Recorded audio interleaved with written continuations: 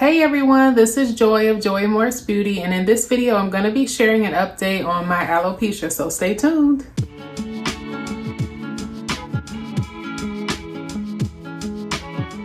So I had actually recorded another update, and before I could post the dang on thing, I had another update about this freaking alopecia.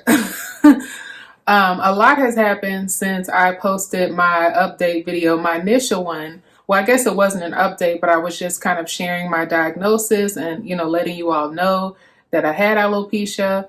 And now we're here. So I think that was several months ago. Since that time, I've had my first 3-month checkup with my dermatologist. And based on her assessment in the office, she was very concerned that my stage of where my alopecia is at might be a little more advanced than what she had originally thought, because my scarring on my scalp, not my scarring, I'm sorry, but like my burning sensation and things like that, the tingling and not tingling, but the tenderness and all those different weird things I feel in my scalp has not eased up as much as she thought it would, because I spent 3 months religiously taking the clobetasol 3 times a week. So my dermatologist prescribed. You guys subscribe, but she prescribed. Sorry, there's similar words. But she prescribed, Lord, I put it out my head already, but doxycycline, which is basically a regular antibiotic that many people have been subscribed for lots of different reasons, that works to cure a lot of different situations and illnesses and things like that.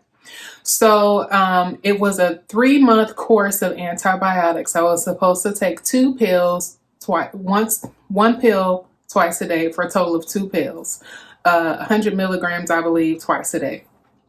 So I was initially concerned because I said, I've never been on a course of antibiotics that long.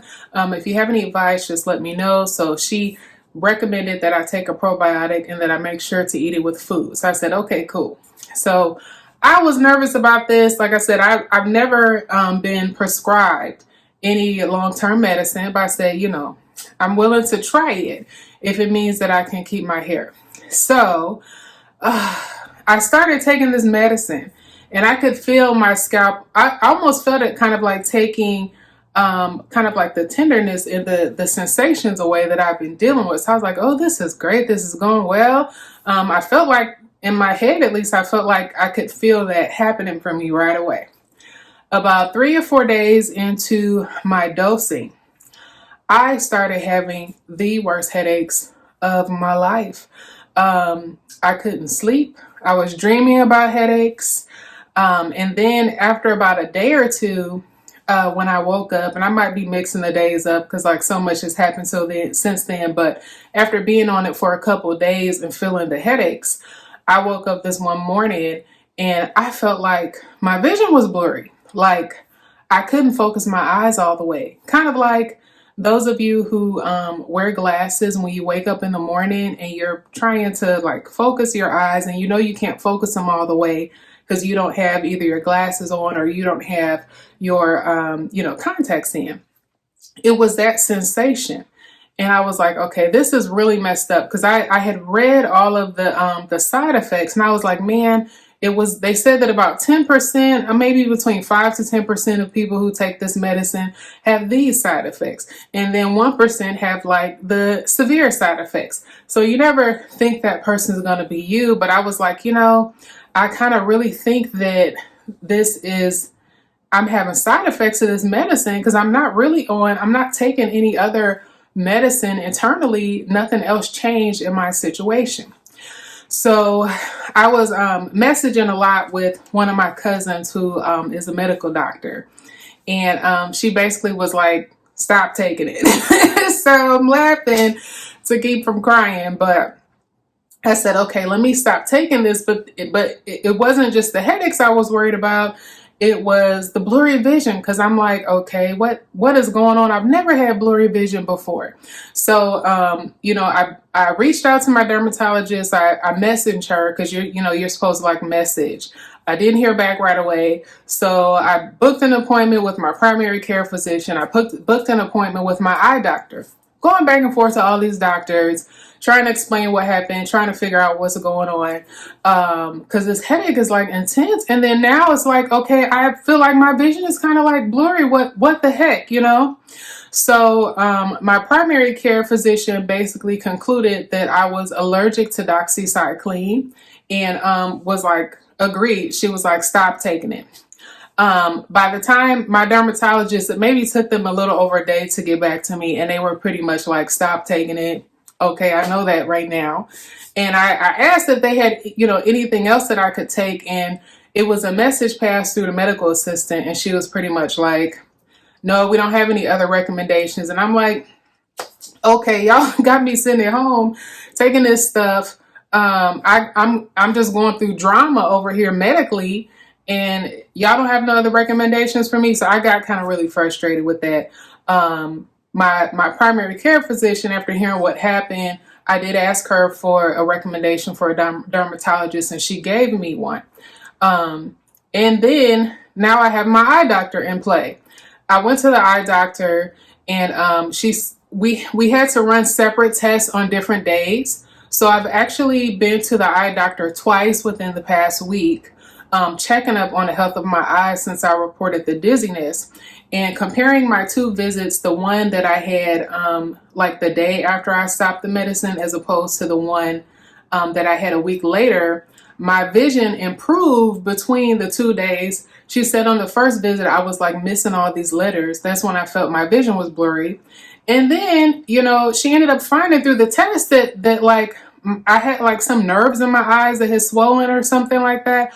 I've never had anything like that happen. That's crazy to me. But those are some of the side effects for the doxycycline. It starts to talk about, experiencing vision issues, which, I'm not a medical person, so I'm not going to go into specifics about that. But I do remember reading that kind of like in the side effects, like issues with headaches, issues with vision, and things like that. So this is the first time in my life that I have ever had any type of reaction to medicine. And sure enough, it would happen with me, trying to take medicine to fix or help my alopecia situation. But I can't take it now. I had recorded a video, right before this happened, like a few days into my doxycycline dosage. And I was like, this is great. I feel it alleviating itself, yada, yada. I didn't even want to edit that one. I said, let me just redo another one so I can tell, exactly everything that happened. So here I am now. I'm still taking the clobetasol. I stopped taking the doxycycline. I still have to have some follow-ups with my vision doctor now.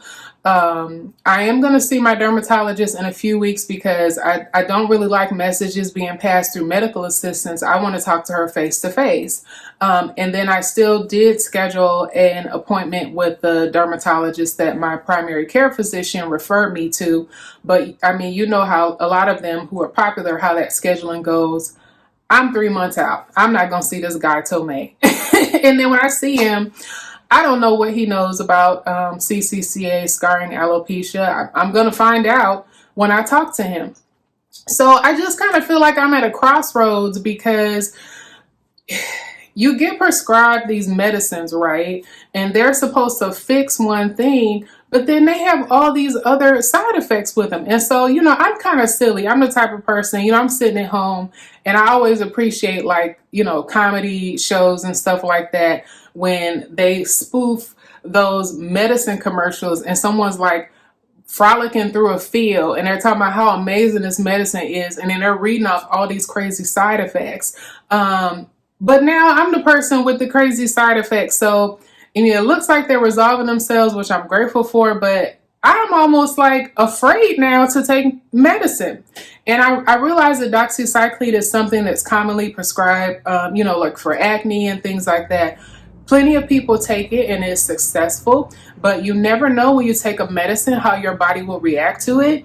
I've given birth 3 times. I've had C-sections. I've given natural birth. I have been put to sleep. I've had like major surgery And I've never had a reaction to anything until now, this freaking doxycycline. So I guess it's good that I'm making the video now as opposed to like last week when all this was happening, because I was so emotional. I just broke down like sobbing with my husband uncontrollably, because I said, you know, if this medicine doesn't work for me, then what is going to work for me? I know a lot of people with CCCA and alopecia. I know that, you know, one of the main factors that almost kind of like activates it, so to speak, is inflammation in the body. So, you know, that conclusion for me is for me to make sure that I follow an anti-inflammatory diet. There are also plenty of supplements that, you know, help to reduce inflammation in the body, that I've been researching about, that many people talk about. But it makes me feel like, in a lot of ways, unless I am brought something that is convincing for me to take, where the benefits outweigh the potential side effects that I'm signing myself up for, that the anti-inflammatory diet plus the anti-inflammatory supplements plus the clobetasol, because that does work for me short term, that might be my game plan to try to fight this alopecia. I've been like obsessively reading about anti-inflammatory diets, obsessively, because I've been so worried about this.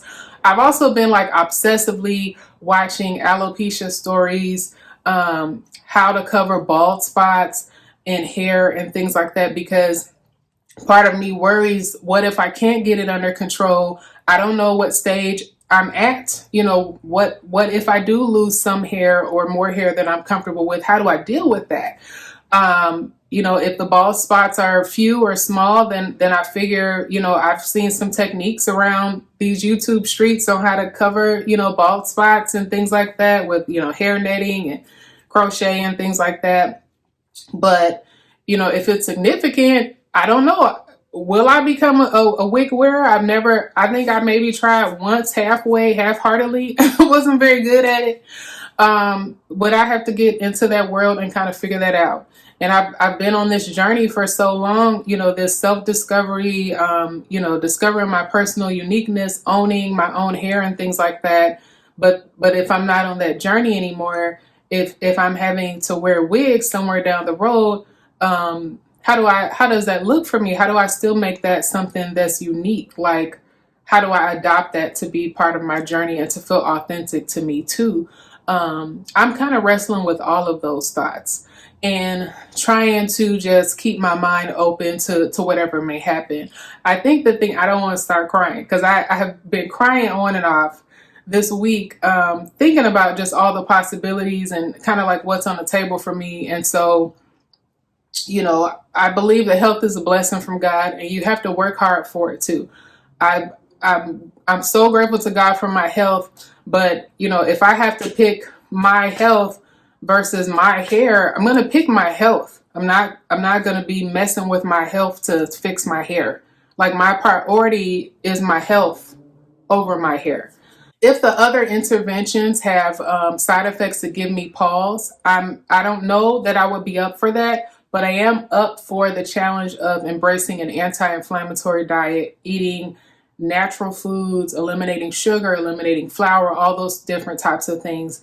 With the anti-inflammatory supplements, that's completely aligned with my weight loss journey, my postpartum weight loss journey. So all of those things are kind of coming together for me. And I know this past week, you know, once I had like that side effect to the medicine, I mean, I've been walking on a straight plank with with my eating, like no cheating here, no chips, no nothing. And this morning I tried to, because I usually have like coffee at some point in the morning. I've been drinking green smoothies the past week for breakfast with like, you know, almond butter in them, to make them a little heartier. And I tried to have like my coffee with my zero sugar creamer, and it tasted so gross to me just after 1 week. So I said, okay, my taste buds are already changing and adopting to like this super clean eating. So for me, at least right now, until I get more information from one of my dermatologists, because now it looks like I have two, I guess I'm seeing sometime over the next couple months. I'm anti-inflammatory diet all the way. anti-inflammatory supplements and my clobetasol, and wearing a hat outside because now at this point the sun irritates my alopecia. So I have to wear a hat when it's really sunny, which I live in Dallas. It's sunny like every day. So basically, if I go outside and it's not cloudy, I put on a hat. So that's where I am right now. Like I said, I'm just trying to not get into an obsessive place mentally with it. And it's really difficult not to do that because you just wonder what's next. And I don't know what's next. I'm trying not to freak out about it. I'm trying to be proactive. I'm trying to be open-minded.